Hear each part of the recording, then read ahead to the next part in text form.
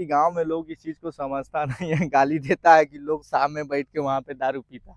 आज सुबह सुबह कुछ ऐसा हुआ कि हम घबरा गए, लेकिन जब हम घर से बाहर निकले तो हुआ यूं कि सूरज ऑलरेडी निकला हुआ था। देन आई रियलाइज कि हम जगे ही लेट है, 9 बजे के आसपास। तो फिलहाल मैं अपने छत पे हूँ और बस आपका स्वागत है मेरे व्लॉग में। ये मेरे घर के पीछे का व्यू है, आपको ये पेड़ वगैरह दिख रहा होगा, वो बेसिकली छोटा सा एक मेरा बगीचा है। इस साइड जब हम आते हैं तो इधर खेत दिखाई दे रही है, जो लोग उधर पे कुछ अपने फसल लगा रहे हैं। जनरली अभी आलू लगाया जा रहा है, मक्का लगाया जा रहा है और शायद गेहूं भी लगेगा कुछ दिन में। तो ये मेरे गांव, मेरे घर के पीछे का व्यू है और अभी मैं अपने रूफ छत पे हूँ और इस साइड से मेरा गांव इस तरीके का दिखता है। आज इस व्लॉग में मैं कोशिश करूंगा बॉस कि आप लोग को अपना गांव दिखाऊं। और सबसे ब्यूटीफुल थिंग कि मैं सरसों की खेती किया, मैं कुछ अपने खेतों में सरसों लगाया हूँ, तोरी लगाया हूँ, तो मैं आपको खेत घुमाने ले चलूँगा। इधर से मेरा गांव ऐसा दिखता है और ये फ्रंट व्यू हुआ मेरे छत से, वो एंट्री है मेरे गांव का। तो वो जो रोड कनेक्टिंग है, जो मेन रोड से गांव को जोड़ती है। बेसिकली मेरा गांव एक छोटा सा गांव है बिहार में, which is situated in Muzaffarpur district, और मेरे गांव को बकटपुर बोलते हैं। तो चलो फिर तुम्हें घुमाते हैं खेत। सो इट में पॉसिबल कि अगर कोई बाहर से वीडियो देख रहा हो तो उसे अच्छा लगेगा गांव के खेतों में घूमना। तो अभी मैं अपने गांव के रोड पे आ चुका हूं और पीछे का व्यू, जैसे ये आपको यहाँ पे बकरी वगैरह दिख रहा होगा, लोग लेके जाते हैं बकरी को खिलाने के लिए। और ये रहा गांव का जो मेन चौराहा है, जहाँ से इधर से हम निकल जाएंगे तो फिर वो इंदिरा गांधी कैनाल आ जाती है और इधर से हमारा जो लोकल मार्केट चौक आ जाता है। तो ये मेरे गांव का फ्रंट सेंटर है, जहाँ से लोग बाहर की तरफ जाते हैं। और जैसा कि मैंने बताया कि फ़िलहाल अभी वही खेती वगैरह का स्टार्ट है, तो ये जुताई वगैरह हो रही है। मेरे ख्याल से इसमें गेहूं लगाया जाएगा क्योंकि सीज़न आ चुका है। तो चलते हैं फिर आगे अपने खेत के तरफ, जहाँ मैं आपको दिखाऊंगा, जहाँ मैंने सरसों लगाया था तो क्या कंडीशन है अभी आपको अभी दिखाऊंगा। The final destination of every people. लोग आखिरकार दुनिया के जद्दोजहद से लास्ट में यहीं आके रिलैक्स होते हैं। तो ये सेमेट्री ब्यूरियल ग्राउंड है, जो कब्रिस्तान है, ये क्या बोलते हैं इसको, चारों तरफ से ये किया गया हुआ है। ये बाउंड्री वॉल है। और इस साइड बोले तो ये एक छोटी सी दरगाह है जहाँ पे मज़ार लगता है मेरे गांव में। और यहाँ से देखें तो इस कब्रिस्तान की जो एंट्री है वो आपको दिखाई देगी, जो कि चारों तरफ से बाउंड्री वॉल से घिरा हुआ है। This is the ultimate destination for most of the people.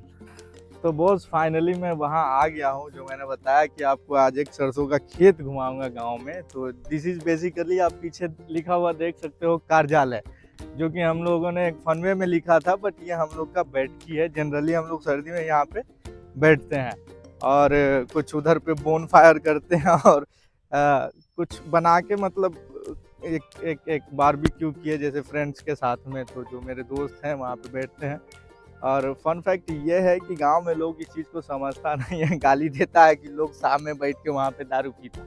लोग को समझ में नहीं आता है कि दारू पीने के अलावा भी लोग ऐसे बैठ के बोन फायर करके कुछ खा सकते हैं। तो ये रहा वो खेत जहाँ मैंने सरसों लगाया था और बहुत अच्छी कंडीशन में है सरसों। यहाँ से वहाँ तक और भी कई खेत है जिसमें मैंने लगाया था, लेकिन ये सबसे पहले मैंने इसमें किया था, क्योंकि ये हम लोग यहाँ पे जनरली बैठते हैं। तो ये जगह मेरे सबसे करीब है गांव में, घर के अलावा। और ये क्या बोलेंगे इसको, केले का पेड़ है, आप देख सकते हो नीचे वो एल्यूमिनियम फॉल जो फेंका हुआ है।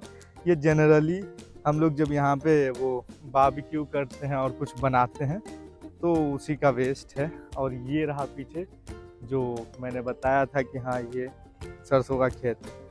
और यहाँ एक अलग प्रकार की खुशबू है, जो नेचर की खुशबू है। आप ना इसे गांव में रह के ही महसूस कर सकते हो। हाँ, वीडियो में आपको दिख रहा होगा हरा भरा, यहाँ पे रहने के बाद एक अलग तरीके का माहौल है, जो एक नेचर की अलग खूबसूरती है, एक मिट्टी की सुगंध है, एक फसल का सुगंध है, जो आपको इस गांव में रहने से, गांव में आके देखने से मिलेगा। तो बॉस ये था पहला खेत जहां मैंने ये सरसों लगाया था। So let's take a look. मैं इसके इर्द गिर्द से घूम रहा हूँ और आप देख सकते हो सराउंडिंग काफ़ी अच्छी होती है गांव में बॉस। ये खूबसूरती जो है यहाँ रहने से वो चीज़ रियलाइज़ नहीं होती है लोगों को, लेकिन जब आप गांव से दूर रहते हो देन यू रियलाइज़ कि आप क्या मिस कर रहे हो। तो ये था पहला। फिर आपको ले चलते हैं अगले खेत की तरफ। आप इंजॉय करो गांव में। एक गांव का माहौल क्या ही बोलूँ, इसे एक्सप्लेन नहीं कर सकते हैं क्या। और यार सबसे अजीब बात यह है कि लोग देखते हैं और देख के हंसते हैं। I don't know why. और ऐसे में वीडियो बनाना थोड़ा डिफ़िकल्ट होता है, खास करके गांव में जहाँ लोग ऐसा कुछ कर नहीं रहे हैं।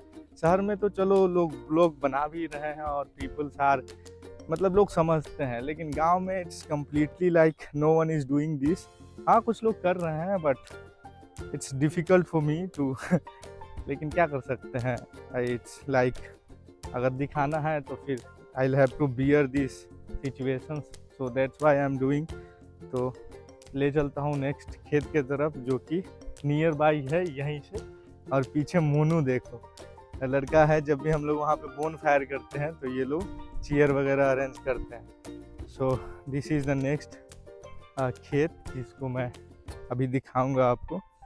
सो और ये ग्रीनरी चेक करो यार, चेक करो। तुम्हें ऐसा लग रहा होगा कि हाँ ये अमेज़न रेन फॉरेस्ट नहीं है, लेकिन उससे कम भी नहीं है, क्योंकि ग्रीनरी गांव में भर भर के होती है।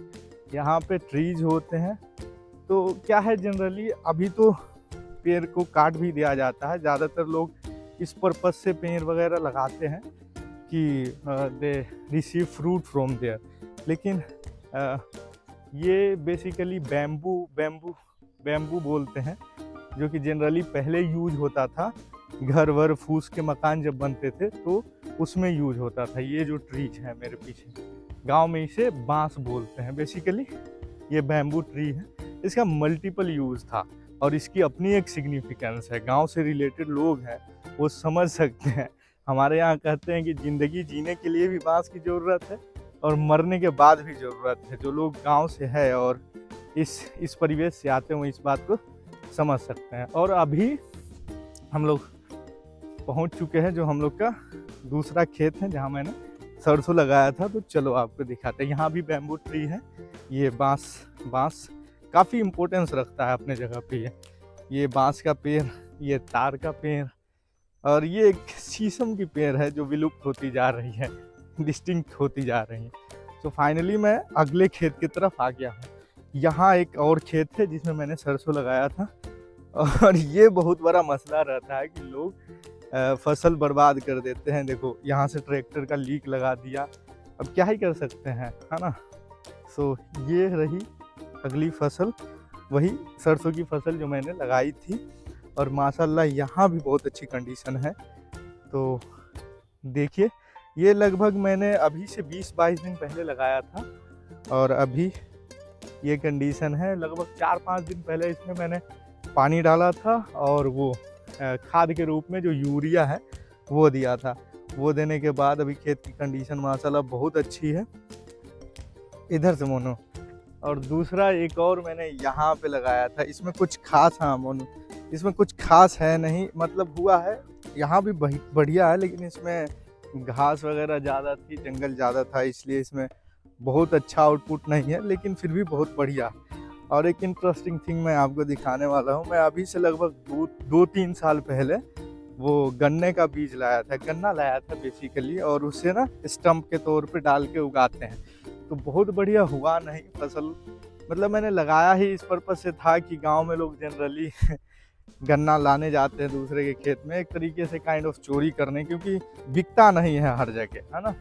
तो मैंने ला के लगाया था इस वाले छोटे वाले खेत में, लेकिन बढ़िया से हुआ नहीं, लेकिन फिर भी खाने लायक है। हम लोग अक्सर आते हैं तो इसमें से 1-2 गन्ना तो खाने के लिए निकल ही जाता है। इसमें भी वही बोल सकते हैं कि ठीक ठाक ही हुआ है, लेकिन बढ़िया है फसल। तो ये भी उसी समय मैंने लगाया था सरसों का। तो अभी बॉस मैंने आपको सरसों दिखाया और आप बने रहिए मेरे साथ। मैं जब तक बिहार में हूँ, मैं अगले कुछ दिनों में बिहार में लगभग जगह एक्सप्लोर करूँगा और आपको दिखाऊंगा। सो बॉस, मिलते हैं फिर किसी नेक्स्ट ब्लॉग में। तब तक के लिए आप बने रहो मेरे साथ। Thank you.